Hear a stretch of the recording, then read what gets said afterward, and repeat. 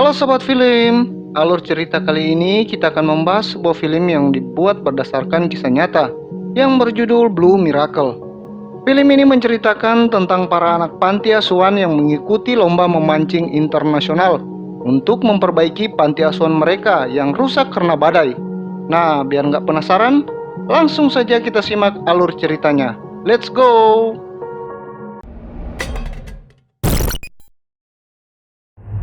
Film diawali dengan seorang anak bernama Omar yang sedang memancing bersama ayahnya di tengah laut. Dia mencoba menarik sambaran ikan, lalu akhirnya dia tenggelam. Yang ternyata, dia hanya sedang bermimpi tentang masa lalunya. Lalu ada anak-anak yang memberitahunya bahwa teman mereka yang bernama Tweety hilang. Omar pun mencari anak itu, dan ia menemukannya di bawah kolong jembatan. Omar membawa anak itu kembali ke sebuah panti asuhan bernama Casahoga. Ia pun meletakkan Tweety kembali ke tempat tidurnya. Ternyata, Omar ini adalah pemilik dari panti asuhan tersebut. Di pantinya, Omar selalu menjaga anak-anak yang tidak memiliki tempat tinggal. Dan ia juga menjaga para anak-anak yang tidak memiliki orang tua.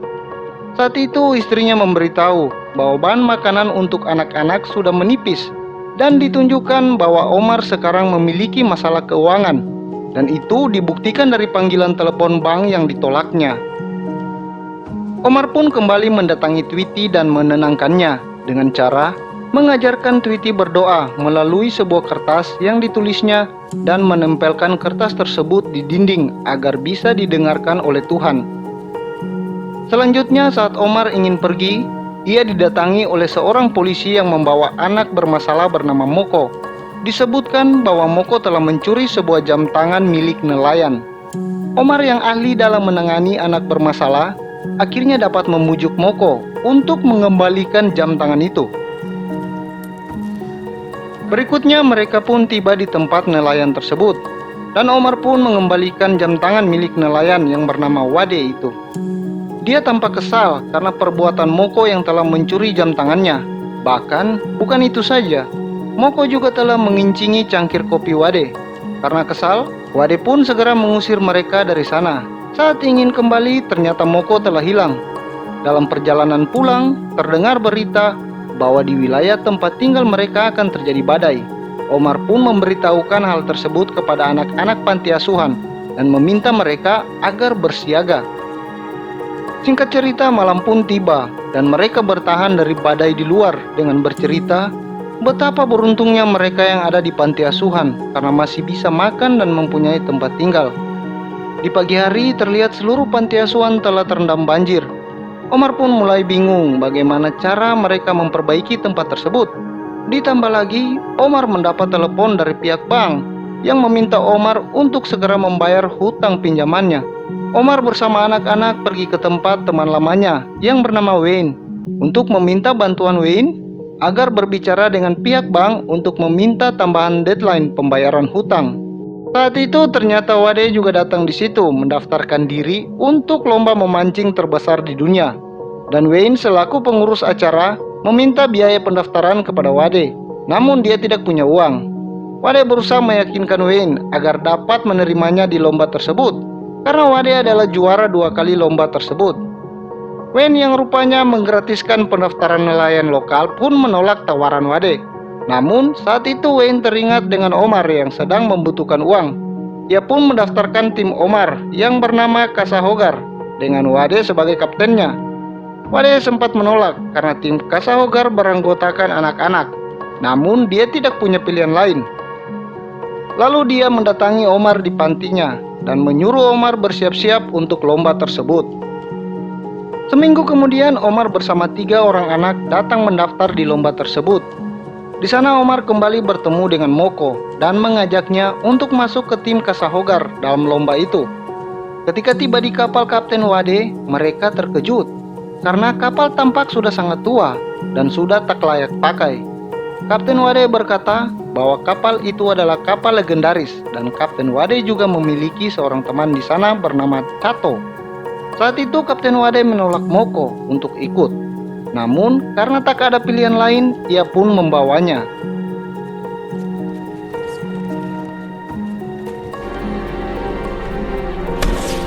Akhirnya lomba pun dimulai, dan para pemancing dari seluruh penjuru dunia pun mencari spot memancing terbaiknya masing-masing. Di tengah perjalanan, kapal tim Kasauga tiba-tiba mogok. Namun akhirnya bisa hidup kembali, dan mereka pun tiba di spot memancing mereka.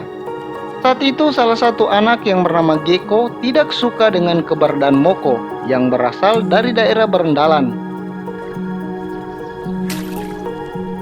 Setelah memasang umpan, Kapten Wade membicarakan tentang peraturan yang ada di kapalnya. Sesuai peraturan turnamen, Kapten tidak diperbolehkan menggulung pancing, sehingga dia menyuruh Omar untuk menggulungnya. Tetapi karena Omar punya trauma dengan memancing, dia pun meminta Kapten agar anak-anak sajalah yang menggulung pancing tersebut. Omar meminta agar Mokola yang menggulungnya, dan Kapten Wade dengan pasrah menyetujuinya. Omar juga meminta kepada Kapten untuk menjelaskan kepada anak-anak bahwa kesempatan menang lomba sangat kecil, dan Kapten Wade pun mengiyakannya. Lalu Kapten Wade menyuruh Moko untuk menggulung dan menjelaskan bahwa siapa yang memegang joran pertama kali, dialah yang harus menggulungnya.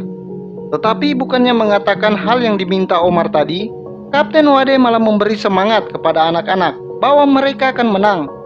Omar pun kesal dan menanyakan apa maksud yang dilakukan oleh Kapten Wade. Yang ternyata, dia bermaksud mengajarkan mereka agar tidak menjadi pecundang. Saat itu si Kribo yang tadinya bersemangat malah mabuk laut dan muntah-muntah. Mirip gue kalau mancing nih. Omar menanyakan Moko tentang keluarganya yang ternyata dia berasal dari keluarga broken home.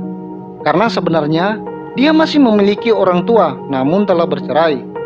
Omar pun bercerita terakhir kalinya ia bertemu dengan ayahnya, yaitu saat hari ulang tahunnya yang ke-8. Omar dan ayahnya pergi memancing di laut, dan saat itu Omar yang tak bisa memancing tiba-tiba mendapat sambaran ikan yang sangat besar, sehingga membuat perahu terbalik dan ayah Omar pun meninggal. Sambil menunggu sambaran ikan, mereka pun bercerita sambil memakan tako. Dan mereka juga saling menunjukkan bekas luka dan bercerita bagaimana mereka mendapatkan bekas luka tersebut. Di tengah perbincangan tiba-tiba joran pancing disambar ikan, dan Moko segera menggulungnya dengan didampingi oleh Kapten. Mereka sangat gembira dan bersemangat. Tetapi Kapten merasa bahwa itu bukanlah ikan, dan ternyata benar bahwa itu hanyalah rumput laut. Lalu tanpa membawa ikan, mereka pun kembali ke daratan. Saat sampai, ternyata telah ada pemancing yang berhasil menangkap ikan seberat 167 kg. Dan di perjalanan pulang, mereka pun terlihat sedih karena tak mendapatkan ikan. Dan mereka takut jika tidak menang lomba, maka mereka tidak bisa memperbaiki panti asuhan dan akan kembali ke jalanan. Saat tiba di panti asuhan, di sana telah ada teman Omar yang bernama Hector, dan dia memberikan seragam memancing untuk tim Omar. Ternyata di balik kebaikannya, Hector mempunyai maksud lain, yaitu meminta Omar untuk kembali bekerja dengannya untuk menjual narkoba. Namun Omar yang sudah tobat menolak tawaran itu. Good. Selanjutnya lomba hari kedua pun dimulai, dan mereka semua pergi ke spot memancing. Ketika Kapten Wade sedang mengikat simpul, salah satu anak bernama Wiki melihatnya, dan dia juga mengetahui tentang simpul yang dibuat Kapten Wade. Hal itu membuat Kapten tertarik kepadanya, dan akhirnya ia memberi Wiki kesempatan untuk menggulung joran. Namun anak-anak lain meragukan kekuatannya untuk melakukan itu. Saat itu Kapten Wade bercerita tentang anaknya yang tinggal di Dallas bersama ibunya. Kapten Wade telah lama tidak bertemu dengannya karena ia terus mengikuti lomba memancing sepanjang tahun, karena anaknya ingin Kapten Wade memenangkan lomba tersebut. Setelah menunggu beberapa lama, akhirnya joran kembali disambar ikan, dan Wiki pun segera menggulungnya. Mereka kembali bersemangat, dan Kapten terus mendampingi Wiki. Lalu tiba-tiba hujan turun. Gecko dan Moko yang saling tidak suka akhirnya berkelahi, sehingga tercebur ke laut. Omar dan Cato tidak bisa berenang, sehingga terpaksa Kapten Wade meninggalkan Wiki sendirian untuk menyelamatkan Gecko dan Moko.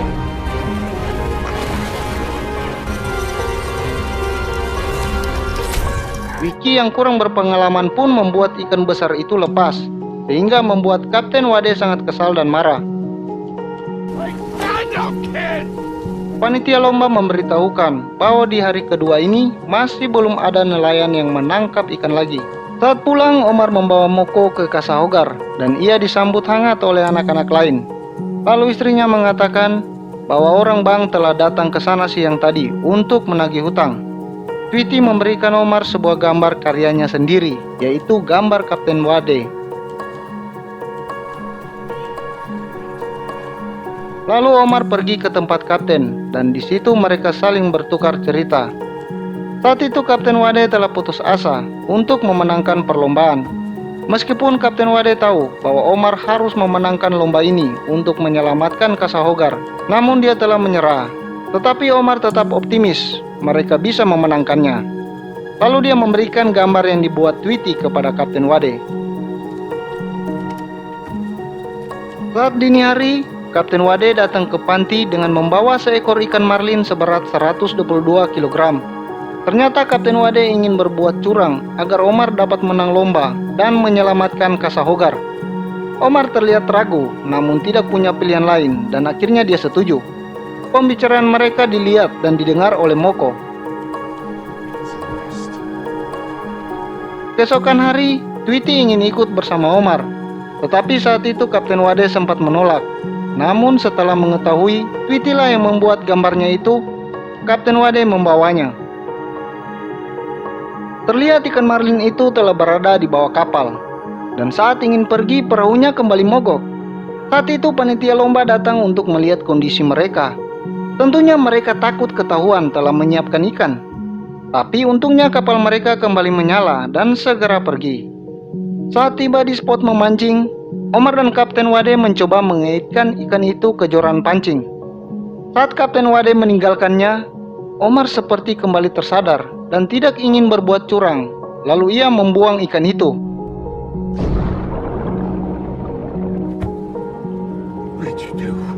Kapten Wade pun merasa kesal dan sedih karena hal itu.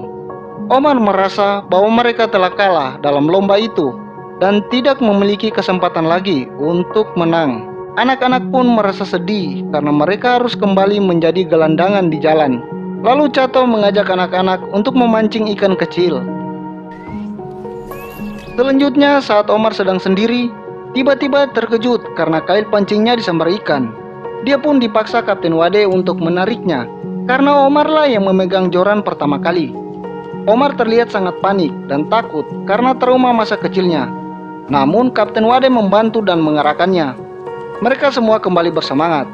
Lalu Cato memanggil panitia lomba dan melaporkan bahwa tim Kasahogar mendapatkan sambaran ikan marlin besar.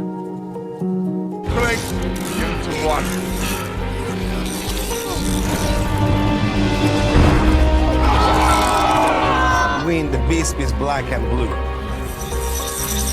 Omar terus berjuang dengan dramatis karena mungkin ini satu-satunya kesempatan untuk tim mereka. Jadi dia tidak boleh gagal kali ini. Meskipun dia sempat ingin menyerah, tetapi melihat anak-anak di situ, dia kembali bersemangat.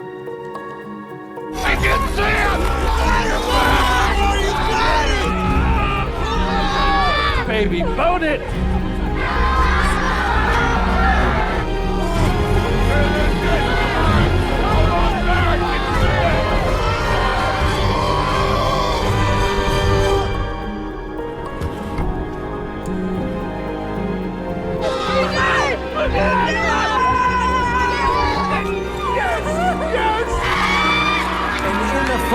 Akhirnya perjuangan mereka tidak sia-sia dan mereka mendapatkan ikan marlin yang sangat besar.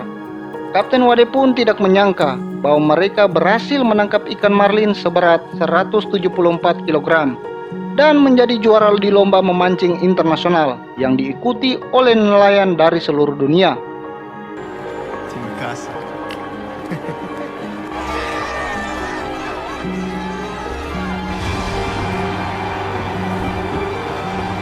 Di akhir film terlihat foto-foto kisah aslinya, yaitu tim Kasahogar menjadi tim Meksiko pertama yang memenangkan turnamen ini. Omar dan istrinya kembali melanjutkan pekerjaan mereka di Kasahogar. Semua uang lomba itu digunakan untuk merombak dan memperluas panti asuhan Kasahogar. Dan film pun tamat. Oke guys, dari film ini kita bisa mendapat pelajaran bahwa jangan pernah menyerah untuk mendapatkan sesuatu, apalagi itu untuk kebaikan. Untuk anak-anak juga, jangan pernah menjadi manja, karena banyak anak-anak di luar sana yang tidak seberuntung kalian, dan juga sangat membutuhkan uluran tangan kalian. See you next video.